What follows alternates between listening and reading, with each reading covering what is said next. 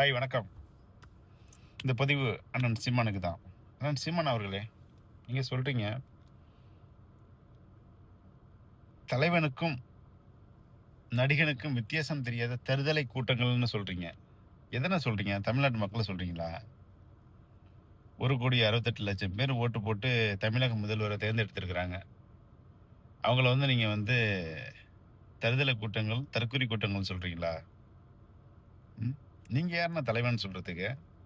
நீங்க எந்த பேக்ரவுண்ட்ல இருந்து வந்தீங்க? உங்களோட குடும்ப பின்னணி என்னண்ணா? நீங்களும் திரைப்படத் துறையில இருந்து தானே வந்தீங்க? திரைப்படத் துறையிலேருந்து வந்துலாம் நீங்களும் தலைவன் தலைவன் சொல்லிட்டு இருக்கீங்க. அண்ணன் தலைவன் சொல்றத உங்கள நாங்க சொல்லணும். பொதுமக்கள் சொல்லணும் தலைவன்னு. உங்கள ஏத்துக்கணும். உங்கள யாருமே தலைவன ஏத்துக்கலண்ணே. ஏன் அந்த வன்மத்த கக்குறீங்க? தலைவன் தலைவன் நீங்க சொல்லிட்டு அலையக்கூடாதுண்ணே. பொதுமக்கள் அங்கீகாரம் குடுக்கணும் தலைவன்னு சொல்லிட்டு. சரிங்களா? அத விட்டுட்டு அந்த வன்மத்துல மக்கள நீங்க திட்டக்கூடாது. நாகரீக அரசியல் பண்ணுவீங்கன்னு பார்த்தா, நீங்களும் வெறும் சாக்கடை அரசியல் தானே பண்றீங்க. உங்க தம்பிகள் தான் இது மாரி பேசிட்டு இருந்தாங்க. இப்ப உங்களோட பேச்சும் இப்படித்தானே இருக்கு. ஆமா, வளர்ப்பு உங்களோட வளர்ப்பு தானே, அப்படித்தானே இருக்கும். ரொம்ப வன்மத்த கேட்குறீங்கண்ணே. அந்த அளவுக்கு வேண்டியதில்லண்ணா உங்களுக்கு. உங்கள தலைவன்னு எடுத்துக்கலண்ணா. உங்களுக்கு தேவையில்லன்னு சொல்றாங்க மக்களு. புரியலையா உங்களுக்கு? இன்னும் புரியலையா? இல்ல புரிஞ்சுகிட்டு தான் நடிக்கிறீங்களா? நீங்க என்ன சொல்றீங்கன்னா, ஜோசப் விஜய் அப்படின்னு சொல்றீங்க. அதுக்கு ஒரு கதைய சொல்றீங்க. அண்ணா, கதை ஊருக்கு எல்லாம் தெரியும்ண்ணே. அவரு விஜயா வந்தாரு. ஹீரோவா விஜயா வந்தாரு. அரசியலுக்கு வரப்போ உண்மையான பேர சொல்லி ஜோசப் விஜய்ன்னு வந்துட்டாருண்ணே. நமக்கு பேக்ரவுண்ட் என்னண்ணே? செபஸ்டின் சைமன் ஏண்ணே செந்தமிழ் சீமான் ஆனாரு. அதை ஏண்ணே மறைக்கிறீங்க?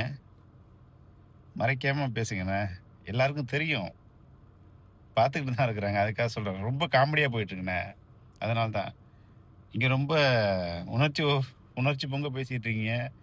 ஆனா வருங்கால சங்கதிகளுக்கு உங்க பேச்சையெல்லாம் காமெடியா போயிரும்ண்ணே.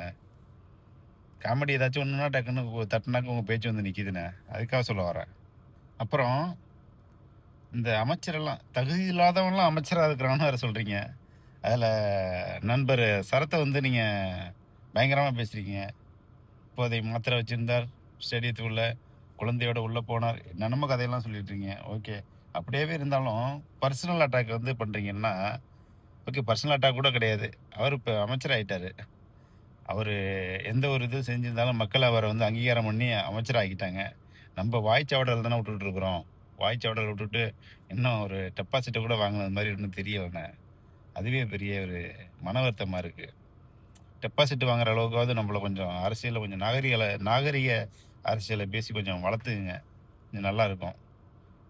ஏன்னா ஒருத்தவங்களை பர்சனல் அட்டாக் பண்ணக்கூடாதுண்ணே. நம்ம சுத்தமாக இருக்கணும். நம்ம பர்சனலை கிண்டுனாக்க நம்மளுக்கு நல்லா இல்லைல்ல. அதனால சொல்ல வரேன். புரியும்னு நினைக்கிறேன் உங்களுக்கு. அதனால பர்சனல் அட்டாக் வேண்டாண்ணே. நம்ம சுத்தமாக இருக்கணும். நம்ம சுத்தமாக இருந்தால் அடுத்தவங்கள பற்றி பேசலாம். சரிங்களா? பர்சனல் அட்டாக்க சொல்கிறேன். வெறி கொண்டு நிற்கிறீங்களாமோ இடைத்தேர்தல் எலெக்ஷனுக்காக? இவர் அப்படி தானே இருக்கணும். கான்ஃபிடண்டாக இருங்கண்ணே. கான்ஃபிடண்டாக இருங்க. 8 4 ஆகலாம், 4 2 ஆகலாம். பயங்கரமாக இருக்கணும். வெறி கொண்டு நிற்கணும். நம்ம பார்க்கலாம். நல்லதே நடக்கும். அண்ணன் நினச்சா ரொம்ப வருத்தமாக தான் இருக்குது. ஓகே, பாருங்கண்ணே. பார்த்து நல்ல சிறப்பான ஆட்சியை பண்ணுவீங்கன்னு நினைக்கிறேன்.